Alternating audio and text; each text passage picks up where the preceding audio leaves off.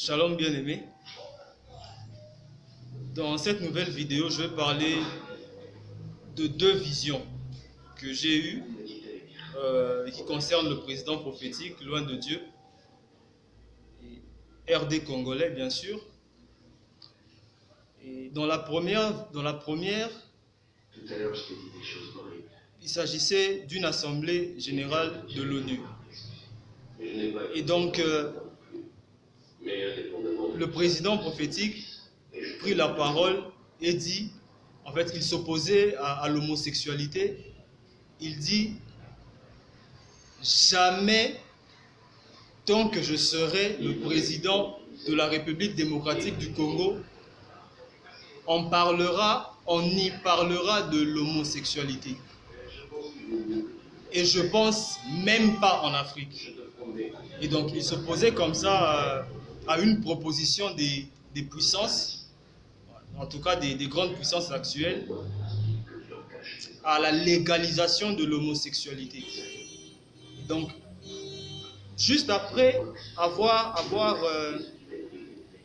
pris cette position par rapport à cette proposition de légalisation de l'homosexualité en Afrique, alors que j'observais la scène, il y eut au fond de la salle, derrière, curieusement, Mobutu, l'ancien président du Zaïre. Et lui était pour la légalisation de l'homosexualité en Afrique. Et donc, personnellement, je n'avais pas compris cette vision. Et pourquoi un président qui est mort depuis longtemps pouvait se retrouver dans la vision. Et donc, là, on voit clairement qu'il s'agissait non pas du président lui-même, mais d'un esprit qui agissait dans le président Mobutu et qui continue à agir dans le pays. Et donc voilà, une personne peut mourir, mais l'esprit qui l'habitait peut continuer à agir. Parce que l'esprit, un esprit mauvais, évidemment, un démon, ne meurt pas. Et donc, à la mort de la personne que l'esprit possédait, l'esprit est là. Et donc, par rapport à...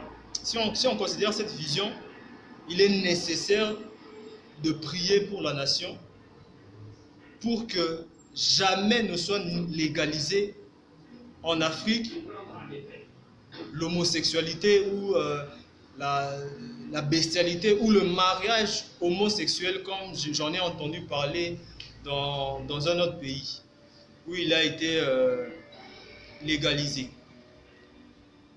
Et donc voilà, la deuxième vision, c'était toujours une assemblée générale de l'ONU à laquelle participait loin de Dieu le président prophétique RD congolais, encore à venir.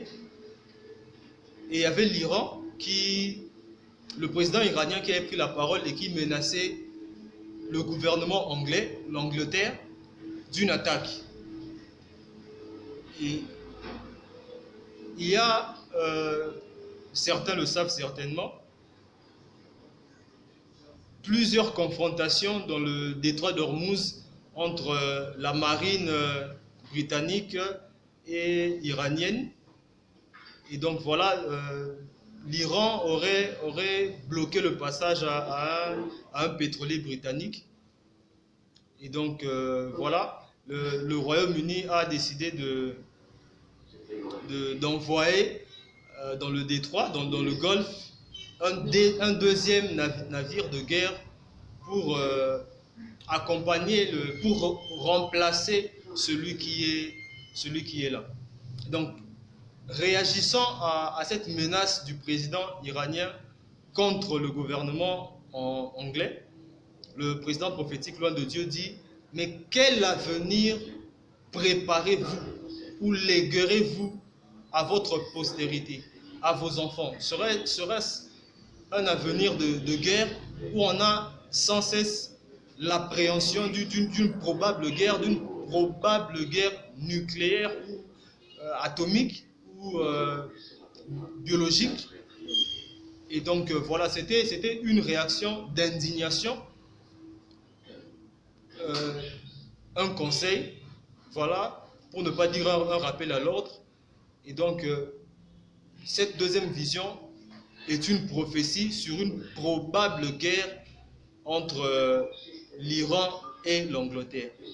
Donc dans une prochaine vidéo, je vais parler du pape, de l'esprit de l'antichrist, du catholicisme, et je crois que vous avez entendu parler déjà du pape qui aurait annoncé l'activation du pacte du nouvel ordre mondial. Donc dans la prochaine vidéo, je vais parler de l'esprit de l'antichrist.